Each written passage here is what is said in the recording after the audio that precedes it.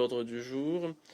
Je donne la parole à la secrétaire générale adjointe, Madame Di Carlo. Monsieur le Président, nous marquons aujourd'hui les 4 ans et demi depuis le début de l'invasion à grande échelle déclenchée par la Fédération de Russie à l'encontre de l'Ukraine en violation flagrante de la Charte et du droit international. Pendant 4 ans et demi, cette guerre a amené mort, destruction et déplacement à une échelle dévastatrice. Et le bilan civil continue à s'alourdir. En juillet, davantage de civils ont été tués en Ukraine que dans n'importe quel mois depuis mai 2022. Ce qui est encore plus perturbant, c'est que le mois dernier, au moins 17 garçons et filles ont été tués, 166 autres enfants ont été blessés. C'est le nombre de victimes civiles le plus élevé depuis avril 2022 sur un même mois. Le nombre de victimes civiles signalées pour août montre que cette tendance troublante se poursuit.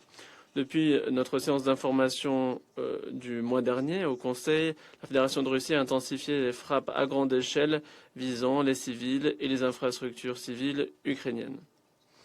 La capitale Kiev et sa région ont connu parmi les bombardements les plus intenses à ce jour. Dans la nuit du 19 au 20 août, la Fédération de Russie a lancé une autre attaque à grande échelle avec des missiles balistiques et des drones à longue portée. Après les autorités ukrainiennes, au moins 17 civils auraient été tués, plus de 40 auraient été blessés. Les bâtiments résidentiels, une école et un hôpital pédiatrique ainsi que des infrastructures civiles ont été endommagés. Dans la nuit du 4 au 5 août, au moins 18 civils auraient été tués, 61 blessés dans une autre attaque. 8 auraient été tués à une gare dans le district de Brovary. Dans la nuit du 31 juillet au 1er août, 9 personnes ont été tuées, 33 blessés à Kiev, d'après des informations vérifiées par le Haut Commissariat aux droits de l'homme. Et en dehors de Kiev, le bilan civil continue à s'alourdir tous les jours dans le pays. Hier, 2 personnes auraient été tuées, 5 blessés dans une frappe de drone russe dans un train de passagers dans la région de Kharkiv. Vendredi 21 août, 16 personnes auraient été tuées et au moins 140 blessés dans une frappe de drone russe dans le plus grand centre commercial de la ville de Kryvyi. 23 enfants auraient été blessés. Cette attaque s'est passée en 2 temps, c'est-à-dire qu'il y a eu une frappe de drone, deuxième frappe lorsque les secouristes ont accouru. Le même jour, dans la région de Mykolaiv, 4 personnes, dont 3 enfants, auraient été tuées dans une frappe de drone russe qui a touché un bâtiment résidentiel, un commerce, une poste et une pharmacie. Au total, depuis février 2022, le Haut Commissariat aux droits de l'homme a vérifié le décès d'au moins 16 874 civils, dont 820 enfants en Ukraine. 51 273 civils, dont 3 126 enfants, ont été blessés. Les chiffres réels sont probablement bien plus élevés. Je réitère les condamnations fermes du secrétaire général des attaques menées par la Fédération de Russie à l'encontre des civils et des infrastructures civiles en Ukraine. Monsieur le Président, le secrétaire général a également exprimé ses préoccupations les plus vives quant à l'escalade continue du conflit, notamment sur le territoire de la Fédération de Russie. Il a condamné les attaques de drones récentes qui auraient fait de nombreuses victimes civiles et détruit des infrastructures civiles dans la Fédération de Russie. Samedi dernier, 6 personnes auraient été tuées dans une attaque de drone de nuit menée par l'Ukraine qui aurait touché les installations énergétiques industrielles et un dépôt commercial dans la Fédération de Russie. Lors des incidents les plus meurtriers, le 10 août, les autorités russes ont indiqué que 13 personnes auraient été tuées, 78 blessées dans une attaque de drone à Nijnekamsk dans la République du Tatarstan. Le 3 août, les autorités russes ont indiqué que 8 civils auraient été tués et 58 blessés, notamment des enfants, en raison de débris de drones qui sont tombés sur une plage dans la région de Krasnodar. Au total, de janvier à juillet 2026, les autorités russes ont indiqué que 329 civils ont été tués et 2197 blessés dans la Fédération de Russie. Il s'agit d'une augmentation de 119% par rapport au bilan de la même période l'année précédente.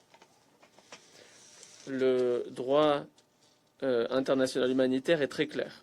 Les attaques visant les civils et les infrastructures civiles sont interdites où que ce soit et elles doivent cesser immédiatement. Monsieur le Président, les conséquences de la guerre continuent à se faire ressentir dans l'ensemble de la région. Les incidents d'incursion dans les espaces aériens des pays voisins seraient de plus en plus fréquents. Récemment, la Lettonie, le Moldova et la Roumanie ont été concernés. Et je suis préoccupé quant aux attaques larges dans la mer Noire et dans la mer d'Azov, en dépit des appels lancés pour protéger la liberté de navigation. Les frappes russes visant les ports ukrainiens, les infrastructures marchandes et céréalières, ainsi que les navires civils, ont fortement réduit le transport commercial, notamment de céréales essentielles à destination et en provenance de l'Ukraine. L'agriculture représente 60% des exportations ukrainiennes et environ 7% du PIB. Ces attaques menacent donc fortement l'instabilité économique ukrainienne. Les attaques ukrainiennes ont également entraîné des dommages pour les navires russes, les ports et les installations céréalières. Ces frappes nous rappellent les conséquences mondiales persistantes de cette guerre. Les perturbations durables des exportations maritimes risquent de faire augmenter les cours des produits alimentaires et de peser lourd pour les pays en développement qui dépendent des importations et qui peinent à assurer la sécurité alimentaire.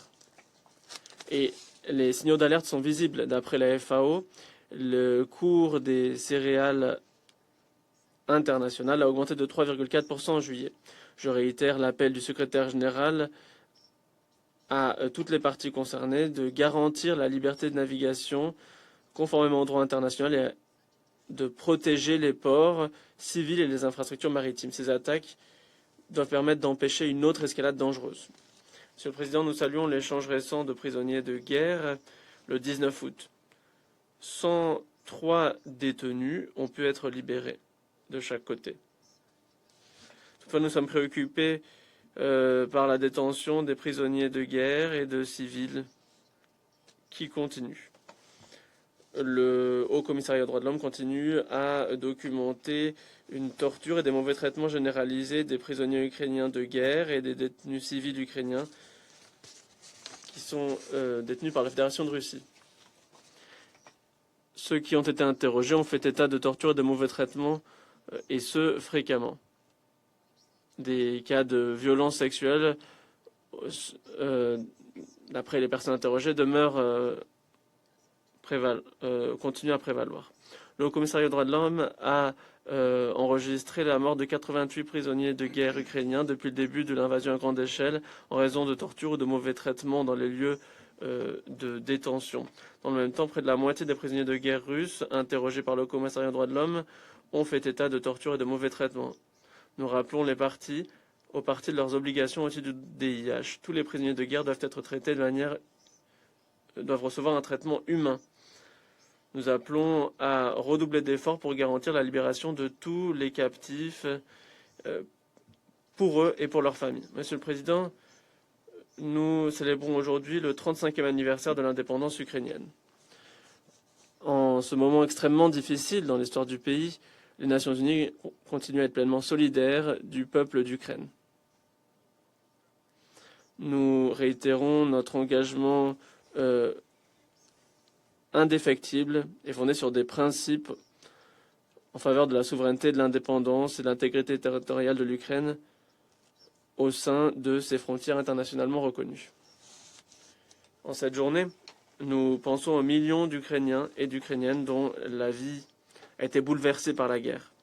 Ceux qui ont perdu leurs proches, qui ont été déplacés de force ou qui continuent à vivre avec la menace quotidienne de violence. Au-delà du coût humain terrible pour l'Ukraine, et de plus en plus dans la Fédération de Russie, cette guerre continue à compromettre la paix et la sécurité régionale. C'est un affront aux principes fondamentaux qui sous-tendent la paix et la sécurité internationale et qui est consacré par la Charte.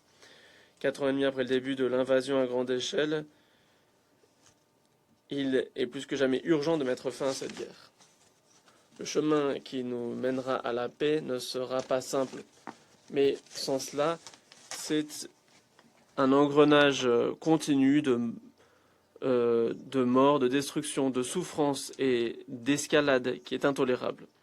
Sans mesure immédiate pour mettre fin à cette spirale dangereuse, à commencer par une cessation des attaques qui visent les centres peuplés, des millions d'Ukrainiens risquent de connaître un autre hiver sombre, froid et meurtrier. Nous mettons en œuvre tous les efforts diplomatiques pour permettre une désescalade et garantir un cessez-le-feu intégral, immédiat et inconditionnel pour arriver à une paix juste, durable et intégrale conformément au droit international, à la charte et aux résolutions pertinentes. Les Nations Unies demeurent prêtes à appuyer tous les efforts à cette fin.